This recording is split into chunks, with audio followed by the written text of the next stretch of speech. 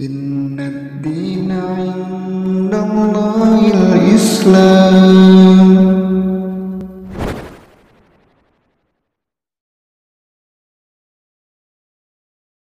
سووا صفوفكم وسدوا الخلل. الله أكبر. Bismillahirrahmanirrahim. Alhamdulillah. Assalatu wassalamu ala rasulillah, amma ba'du. Saudaraku seiman, takbiratul ihram merupakan takbir yang pertama kali dibaca ketika sholat sebagai pembuka sholat. Disebut takbiratul ihram yang artinya takbir yang mengharamkan, karena takbir ini menjadi batas diharamkannya melakukan hal lain yang tidak berkaitan dengan sholat. Berikut rincian tata cara takbiratul ihram yang disimpulkan dari Al-Quran dan As-Sunnah. Takbiratul ihram merupakan rukun sholat, harus dilakukan baik menjadi imam, makmum maupun sholat sendirian. Nabi Shallallahu Alaihi Wasallam bersabda, "Miftahus sholatit tuhur, wa tahrimuhat takbir, wa tahliluhat taslim." Kunci sholat adalah bersuci, memulainya dengan takbir dan mengakhirinya dengan salam. Hadis riwayat Abu Daud, Tirmizi, dan disahihkan oleh Al-Albani. Yang disebut takbiratul ihram adalah ucapan Allahu Akbar dan bukan mengangkat tangan ketika takbir. Sementara mengangkat tangan ketika takbiratul ihram hukumnya dianjurkan dan tidaklah wajib. Imam Ibnu Utsaimin mengatakan, mengangkat tangan ketika takbiratul ihram, ketika ruku, ketika i'tidal, dan ketika bangkit ke rakaat ketiga dari tasyahud awal hukumnya sunnah.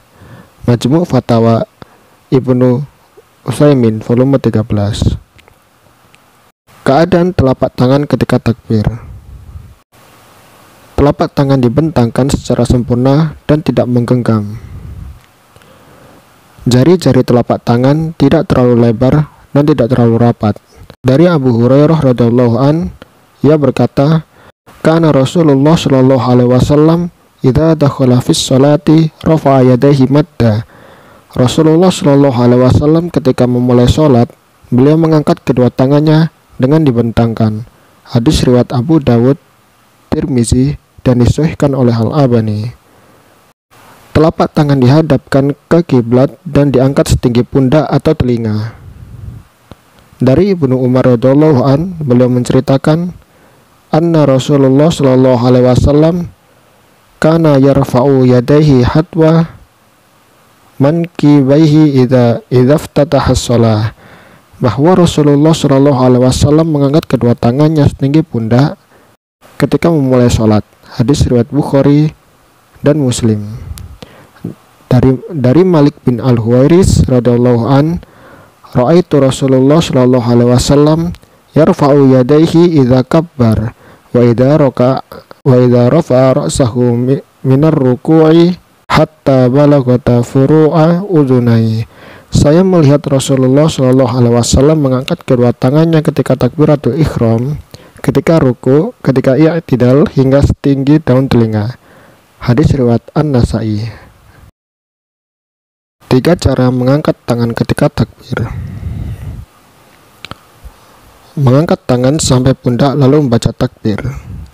Dari Ibnu Umar radhiyallahu anhuma, apabila Rasulullah Shallallahu Alaihi Wasallam memulai sholat, beliau mengangkat kedua tangannya hingga setinggi pundak, kemudian beliau bertakbir. Hadis riwayat Muslim. Mengangkat tangan lalu sedekap bersamaan dengan takbir.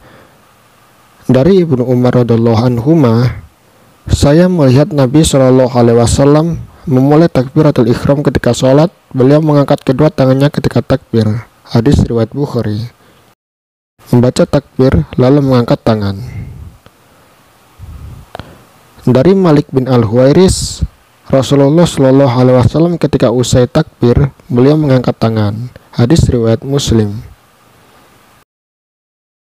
Takbiratul ihram harus dilakukan dalam keadaan posisi tubuh tegak sempurna dan tidak boleh sambil condong seperti mau ruku.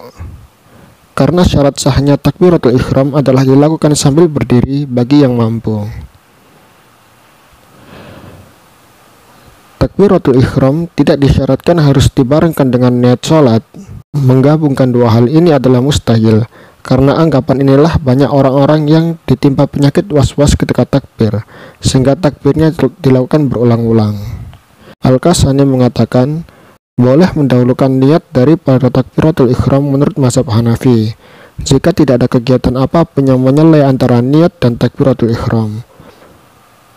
Badai As-Sanai.